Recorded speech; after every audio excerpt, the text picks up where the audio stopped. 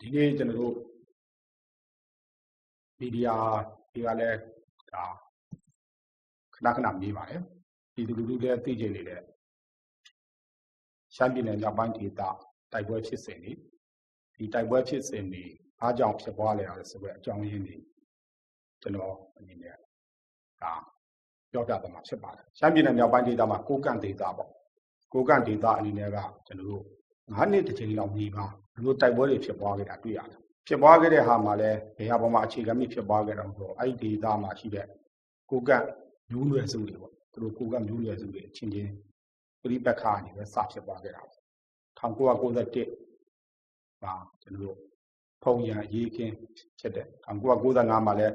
ဖုံမျိုးနွယ်စုနဲ့ရန်မျိုးနွယ်စုပြဿနာပဲဖြစ်တယ်2000ပြည့်နှစ်မှာတော့ကျွန်တော်တို့မုံကိုဒေသမှာဖြစ်ခဲ့တယ်2007 2009မှာကျွန်တော်တို့လက်နက်ခဲယမ်းကိစ္စတွေမူးယစ်ဆေးဝါးကိစ္စတွေဖြစ်ပွားခဲ့တယ်2015ဖေဖော်ဝါရီလလောက်မှာခုလုပ်နေတဲ့ MNDAA ကုန်ကြားရှင်ဖွဲ့ရပဲတောင်ကန်ဒေသကိုတိုက်ပွဲတွေဆောင်ရွက်ခဲ့တာကျွန်တော်တွေ့ရတယ်ခုဒီနေ့2023အောက်တိုဘာလ29ရက်နေ့မှာတော့ချင်းရွှေဟော်မုံကိုကုတ်ခိုင်ပိန်ကြီးပေါ့လာရှိုးအဲ့နေရာတွေမှာကျွန်တော်တို့ MNDAA TNL တော့ AA အဖွဲ့တွေကတိုက်ခိုက်ခဲ့တာလို့တွေ့ရတယ်အဓိကတော့ချင်းရွှေဟော်ပါပဲချင်းရွှေဟော်အောက်တိုဘာလ29ရက်နေ့မနေ့4နာရီမှာ MNDAA အဖွဲ့တွေဝင်လာတယ်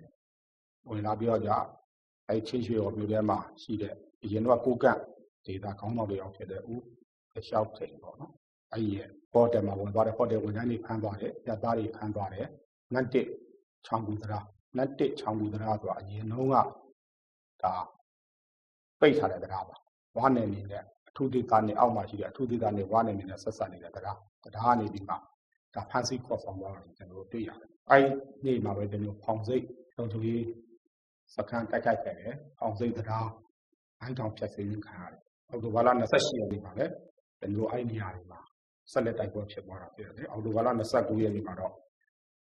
ဒါတိန်နီလာရှိုးနောင်ချိုနမတူဟူပန်အဲ့ဘက်တွေမှာတိုက်ပွဲလေးဖြစ်ပွားနေတာရှိတယ်အောက်တိုဘာလ30ရက်နေ့မှာတော့နှမ်းခမ်းတို့မုံကိုတို့ခုတ်ခိုင်နားရှိုးနမတူမှာဖြစ်သွားခဲ့တာရှိတယ်အောက်တိုဘာလ30ရက်နေ့မှာတော့ဒါနားရှိုးဘက်မှာပြစ်ခတ်မှုနည်းနည်းရှိတယ်ခုနိုဝင်ဘာလ1ရက်နေ့မှာတော့ခွန်လုံးဒေသမှာအဓိကကျွန်တော်ထိတွေ့မှုဖြစ်နေတာတွေ့ရတယ်ဒီနေရာမှာတော့ကျွန်တော်တို့ဝါရဖြတ်မှုလို့တွေ့ရတာပေါ့ဝါရဖြတ်မှုလို့တွေ့ရတဲ့အခါမှာရှမ်းပြည်နယ်မြောက်ပိုင်းကမြို့တွေအားလုံးဒီပါလောက်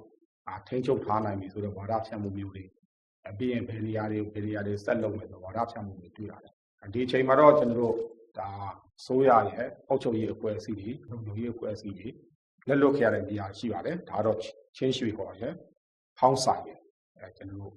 ကျူပုတ်ရဲ့ဒီ၃ခုတော့ရှိပါတယ်ဒီနေရာမှာကျွန်တော်ပြောချင်တာကခုနကျွန်တော်ပထမဆုံးပြောခဲ့တယ်။ရင်တော့ကျွန်တော်တို့တောင်ပိုင်းဒေသဟာဘာကပါလွှမ်းမိုးထားတဲ့အနေဒေသဖြစ်တယ်။ဘာကပါရဲ့ဝါတက်တွေဒါကိုကန့်တက်တွေဒီနေ့တည်းရှိခဲ့တဲ့ဒေသဖြစ်တယ်။ဒီနောက်ပိုင်းမှာတမတော်ဆိုရလက်ထက်တောက်လာပြီးနောက်ပိုင်းမှာဒါလည်းငင်းညာရေးလဲရတာမျိုးရှိတယ်။ငင်းညာရေးပေါ့ငင်းညာရေးကမ်းလှမ်းပေါ်ငင်းညာရေးရယူတာမျိုးရှိတယ်။ဒီနောက်ပိုင်းနေစပြီးမှနောက်ပိုင်းဒေသဒီကိုကန့်ဒေသကိုပဲအုပ်ချုပ်ခွင့်ရတဲ့ဒေသပုံစံမျိုးဖြစ်လာတာရှိတယ်။အဲဒီလိုဖြစ်လာတဲ့အခါမှာကမိုင်းကြောင်းသိဖို့ကျွန်တော်တို့ရေးကြည့်ပါတယ်။အားကြောင့်လဲဆိုတော့ဒီဒေသမှာထားကြောင့်မလို့ခုနပြောလို့9နှစ်တစ်ချိန်လောက်ကြီးကပြိပက္ခတွေဖြစ်ပွားနေတယ်။ဘယ်သူတွေကဒီပြိပက္ခကိုဖန်တီးတာလဲ။ဒီပြိပက္ခရဲ့နောက်ွယ်မှာဘာရှိလဲဆိုတာသိမှဖြစ်ပါတယ်။ဒီ1989ခုနောက်မှာကိုကန့်ဒေသကျွန်တော်တို့တန်လင်းရှေ့ချမ်းမှာရန်မိုးလျံဦးစီးတဲ့တက်ရှိတယ်အနောက်ချမ်းမှာဒီညီမင်းဦးစီးတဲ့တက်ရှိတယ်အဲ့ဒီအချိန်မှာတော့ကိုကန့်ခေါင်းဆောင်ကဦးဖုံကြားရှင်ပဲဖြစ်ပါတယ်အဲ့လိုရှိနေတဲ့အချိန်မှာဦးဖုံကြားရှင်နဲ့သူ့ရဲ့တချို့သောတပ်မှုတွေအနေနဲ့ကမူရေးစေဝါပြဿနာတွေမှာဝင်ရောက်ဆောင်ရွက်တာတွေရှိတယ်ပြီးရင်ကိုကန့်ဒေသခံပြည်သူလူထုအပေါ်မှာချုပ်ချယ်မှုတွေနှိပ်စက်ညှဉ်းပန်းမှုတွေရှိခဲ့တယ်ဒါကြောင့်မလို့ခုနကျွန်တော်ပြောခဲ့တဲ့တန်ငင်အခြေချမ်းမှာရှိတဲ့ရန်မိုးလျံဦးစီးတဲ့အဖွဲ့ကတဲ့ပေါ့သူအနေနဲ့သူ့ရဲ့တက်တွေပေါ့ဒီကိုကန့်တက်တွေနဲ့ပတ်သက်ပြီးတော့ဒါကိုကဲမှုမရပါဘူးစီယုံမှုပြပြားနေတယ်အဲ့ဒီအချိန်မှာရန်မိုးလျံကစီယုံမှုကောင်းပါတယ်ရန်မိုးလျံကစီယုံမှုကောင်းတဲ့ကြောင့်ရန်မိုးလျံအနေနဲ့ကိုကန့်မှာပုံကြားရှင်အဖွဲ့ကိုစင်ကြိုင်သဘောမျိုးဖြစ်လာတယ်အဲအကြောင်းလို့သူက1992ခုဇူလိုင်လလောက်မှာပုံကြားရှင်က ဒီမြန်မာတရုတ်နယ်စပ်မှာရှိတဲ့ရန်လုံကျိုင်းလက်နက်ခဲယမ်းတူလောင်ကလက်နက်ခဲယမ်းတွေကိုသူ့ရဲ့ဌာနချုပ်ဖြစ်တဲ့ CO မှာရှိတဲ့ဌာနချုပ်ကိုသူပြောင်းဖို့လုပ်တယ်။ပြောင်းဖို့လုပ်တဲ့အခါမှာရမိုးလန်ကသဘောမတူဘူး။ရမိုးလန်ကသူ့ရဲ့တပ်တွေကိုလုပ်ပြီးတော့ကြာအဲ့လက်နက်တိုက်ကိုထိန်းချုပ်တယ်။ထိန်းချုပ်ပြီးတော့ကြာရမိုးလန်ကဒီ August လထဲမှာပဲ3ရက်4ရက်နေ့မှာအိမ်မှာစီဝေးလုပ်တယ်။စီဝေးလုပ်ပြီးတော့ကြာအဲ့ဒီစီဝေးမှာပုံကြားရှင်တက်ခဲ့ပါဘူး။စီဝေးလုပ်ပြီးတော့သူကခရိုင်မှုတွေပြီးရင်တပ်မှုတွေနဲ့စီဝေးလုပ်ပါတယ်။စီဝေးလုပ်ပြီးမှသူ့အနေနဲ့ကိုကန့်သီတာကိုထိန်းချုပ်ဖို့လုပ်ခဲ့တာရှိတယ်။အဲ့ဒီအချိန်မှာလည်းလူအများစုကဥယျာမိုးလျံပါဥယျာမိုးလျံတက်ထဲကိုပါသွားတဲ့ပုံရှိတယ်။အဲ့ဒီအချိန်မှာပုံကြားရှင်အဖွဲ့တွေနဲ့ဘာဇလန်းထွင်လာတော့မူရစီဝဘိန်းလူဆိုတဲ့ဇာလန်းမျိုးထွင်လာတာရှိတယ်။1992ခုနှစ်မှာပုံကြားရှင်အဖွဲ့ကလောက်ကိုင်းမျိုးထဲမှာဝင်ပြောကြဘိန်းလူဖမ်းပြတယ်။ပြီးရင်ဧပြီလ21ရက်နေ့မှာလောက်ကန်မျိုးနောက်ထပ်12မိုင်လောက်ကွာမှာရှိတဲ့ရှောက်လုံချံဘိန်းကျက်စခန်းဖမ်းပြောကြယခုကျွန်တော်တို့မြန်မာနိုင်ငံအစိုးရကိုပဲသူတို့အနေနဲ့ဘိန်းတိုက်ဖြေလုပ်ငန်းတွေကိုတက်တက်ကြွကြွဆောင်ရွက်နေတယ်။ဟိုဘက်ကရန်မိုးလန်အုပ်စုကတော့ဘိန်းတိုက်ဖြေလုပ်ငန်းတွေမှာဆောင်ရွက်ဖို့သူတို့ဘိန်းလူလုပ်နေတယ်ဆိုပြီးဆွဆွဲပြီးတော့ဒီဘိန်းကျက်စခန်းတော့ဖမ်းဆီးရမယ့်ဘိန်းလူတွေနိုင်ငံတော်ကိုအပ်ခဲ့။အဲ့ဒီအချိန်မှာရန်မိုးလန်ကလည်းသူ့ရဲ့နန်စင်ပါရွာမှာရှိတဲ့ဘိန်းကျက်စခန်းကိုဝင်ဖမ်းလိုက်တယ်။အဲ့ဒီနန်စင်ပါရွာမှာရှိတဲ့ဘိန်းကျက်စခန်းကပုံကြားရှင်ရဲ့တပ်ဖွဲ့တွေကလက်နက်ကြီးတပ်ဖွဲ့တပ်ရင်းမှုပိုင်တဲ့ဘိန်းလူစခန်းဖြစ်တယ်။အဲ့ဒီအချိန်မှာတစ်ဖက်ပို့ပြီးရကြကျွန်တော်သိမ်းလာပါတယ်။1990နိုဝင်ဘာလ29ရက်နေ့1993ထိလောက်ကိုင်းမှာကျွန်တော်တို့ခုနပြောတဲ့ခုံရံရေးခင်းပေါ့။ပုံကြားရှင်အုပ်စုရန်အုပ်စုပဲခုံအုပ်စုနဲ့ရန်အုပ်စုနဲ့ကျွန်တော်တို့တိုက်ပွဲတွေဖြစ်ပေါ်ပါတယ်။အဲ့လိုတိုက်ပွဲတွေဖြစ်ပွားတဲ့အခါမှာခုံကြားရှင်ဘက်ကတာစည်းရခဲ့ပါတယ်။အဲ့ချိန်မှာရန်မိုးလျံရဲ့အုပ်စုကရန်အုပ်စုရန်မိုးလျံကဝါဒေတာကနေပြီးဝါတွေအကူကြီးတောင်းပါတယ်။ဝါတွေကိုအကူကြီးတောင်းတဲ့အတွက်ကြောင့်မလို့ခုံကြားရှင်ထွက်ပြေးရတဲ့အထိရောက်ခဲ့ပါတယ်။အဲ့မှာလည်းကျွန်တော်ရန်မိုးလျံကခုံကြားရှင်တပ်ဖွဲ့တွေကနေပြီးမှသူ့ဘက်ကိုကူပြောင်းလာတဲ့အိုက်နင်းဆိုတဲ့လူကိုခေါင်းဆောင်ပိုင်းပြီးတိုက်ခဲ့ပါတယ်။အဲ့တော့ခုံကြားရှင်အနေနဲ့အထူးဒေသလေးမိုင်းသားဘက်ကိုပြေးခဲ့ရပါတယ်။ဒါ1993ဇန်နဝါရီလ25ရက်နေ့လောက်မှာတော့ရန်မိုးလျံဘက်ကခုနပုံကြားရှင်ရဲ့ဌာနချုပ်ရဲ့ CO ကိုသူကထိန်းချုပ်ခဲ့ပါတယ်။အဲ့ဒီအချိန်မှာကျွန်တော်ရန်မိုးလျံအုပ်စုကဒီကိုကန့်ဒေသကိုဆက်လက်ပြောကြခေါင်းဆောင်ခဲ့တဲ့အနေအထားရှိပါတယ်။1995မှာပဲဒီဖုံရန်ပြိပခါထပ်ဖြစ်တယ်။ဖြစ်ရတဲ့အကြောင်းကတော့သူကမုံစာလကိုကျွန်တော်တန်ငင်အနောက်ချမ်းဗန္ဒာရေးမှုနဲ့ကုတ်ခိုင်ခဲခိုင်တောင်းပေးထားတယ်။အဲ့ဒီဒေသမှာကကျွန်တော်မုံဘိုးဒေသပေါ့မုံဘိုးဒေသမှာကအများစုကကျွန်တော်ကိုကန့်တိုင်းရင်းသားတွေညာမဟုတ်ဘူးအများစုကကချင်တိုင်းရင်းသားနဲ့သူတို့အဆက်အနွယ်တွေနေထိုင်တာမုံစာလကလည်းကချင်လူမျိုးဖြစ်တယ်အဲ့ဒီတော့အဲ့ဒီဒေသကသူတွေကလည်းသူမုံစာလကိုဒီကိုကန့်အုပ်ချုပ်မှုအောင်ပါမနေချင်ဘူးဆိုတဲ့ဟာမျိုးတွေပြောလာရှိတယ်ဒါတွေကိုဘက်ကကိုကန့်ဦးစီးဖွဲ့ရိမ့်နေတယ်ရိမ့်နေတဲ့အတွက်ကြောင့်ကိုကန့်ဦးစီးဖွဲ့မုံစာလကိုရေကြီးနာကိုဒုတိယစီမံရေးတောင်းနေတာနဲ့ရွှေ့လိုက်တယ်ဒါကိုလည်းကျွန်တော်တို့မကျင်နာဘူးသူကိုယ်တိုင်ကလည်းမသွားခဲ့နောက်တစ်ခုကတော့ဒီခုနပြောတဲ့ရန်မိုးလန်တို့အဖွဲ့တွေနဲ့ဒီကိုကန့်ဒေသမှာကျွန်တော်တို့ဒီအာဏာရလာတဲ့အခါမှာလေမူရင်းစီဝါတိုက်တဲ့လုပ်ငန်းတွေကိုဒီကိုကန့်ဒေသမှာတော့မလုပ်ဘူးမူဘိုးဒေသမှာပဲဒါလုပ်တယ်ဆိုကျေနပ်မှုမရှိဘူး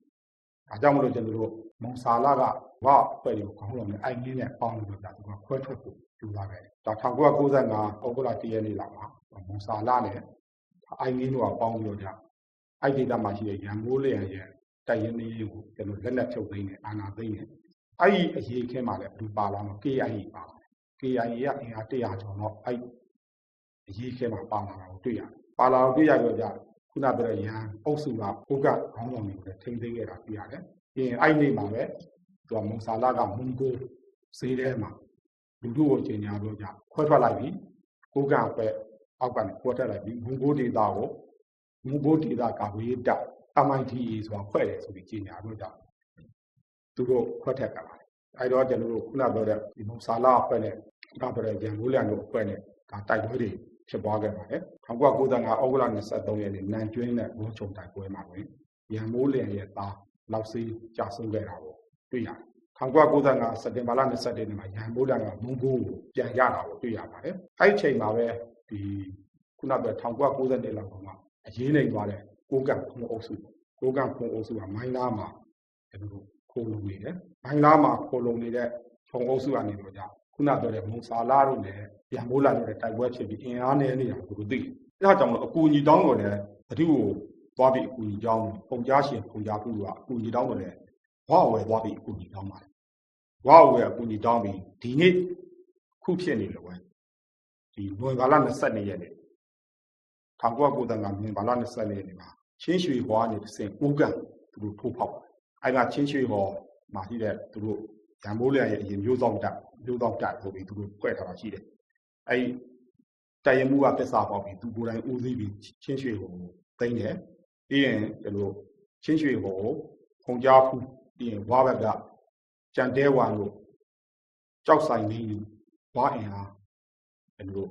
300ကျော်လောက်ချင်းရွှေဟောဘက်ကိုကူးလာပြီးနောက်ပိုင်းကိုဆက်ပြီးသူတို့သိမ်းပိုက်ဖို့လုပ်ပါတယ်အရင်ကတည်းကတိုင်လဲကျွန်တော်တို့ဝါအဖွဲ့တွေရောက်နေတာရှိတယ်တကူရတိုင်းကိုကန့်ဒေသမှာဘာကဘာတက်မှာတက်ခါဝါတွေနဲ့ဖွဲ့စည်းတာပြလို့ရောက်နေတဲ့တက်တွေရှိတယ်ပထမဆုံး1990နှစ်ပုံရအေးခဲမှာရောက်နေတဲ့ရံမိုးလန်ခေါ်လာတဲ့ဝါတပ်ဖွဲ့တွေရှိတယ်ခုကျွန်တော်တို့95မှာပုံရအေးခဲမှာထပ်ပြောကြခေါ်လာတဲ့ဝါတပ်ဖွဲ့တွေရှိပါတယ်အဲ့ဒီအချိန်မှာ1995မှာမွန်ဂိုအေးခဲဖြစ်ရတာဟာဒါမုံစာလရဲ့လက်ချက်ပဲဖြစ်တယ်ဆိုပြီးဝါကျင်ညာတယ်ဝါကျင်ညာပြီးတော့ကြာဒီဝါတပ်ဖွဲ့တွေကိုရိတ်ခါဖြတ်တောက်တဲ့ကိစ္စတွေပေါ်လာတယ်အဲ့ဒီအချိန်မှာပဲဝါအနေနဲ့ကခုနပြောတဲ့ကျင်ညာချက်9ခုပါတဲ့ကျင်ညာချက်ထုတ်တယ်သူရဲ့အဓိကတွင်ကတော့နံပါတ်1ကတော့မွန်ဂိုပြဿနာကိုကပတ်တင်ပြဿနာဖြစ်လို့ဝါနဲ့မဆိုင်ဘူးကိုဝါကိုရှင်းနောက်တစ်ချက်ကတော့ဝါဘယ်ဘက်မှာမအောင်သူ့တက်တယ်ပြန်ခေါ်နေဆိုပြီးတော့ကြာပြောပါတယ်ပြောတဲ့အချိန်မှာမုံစာလာအနေနဲ့ရတယ်ဒီကိစ္စကမုံဂိုကိစ္စဖြစ်ရတာဝါကမြောက်ပြီးလို့ဖြစ်ရတာပဲဆိုတဲ့အသက်တွေအထောက်ပါတယ်သူကပြတယ်သူကဘာနဲ့ပြတယ်ဆိုတော့ကြာတန်ဆန်းမှာဝါနဲ့သူနဲ့အစည်းအဝေးလုပ်ထားတယ်ဟာဒီအတန်ခမ်းထားတယ်သူကအဲ့မှာဦးကြောင်ကြီးလိုင်းလို့ဦးပေါယူချမ်းလို့ဟိုကဦးလီစည်းလို့ပြောတဲ့ပြောကြားချက်တွေအဲ့ကက်ဆက်တွေကိုသူကဖွင့်ချတယ်ဟာမျိုးသူကလောက်ခဲ့တာရှိပါတယ်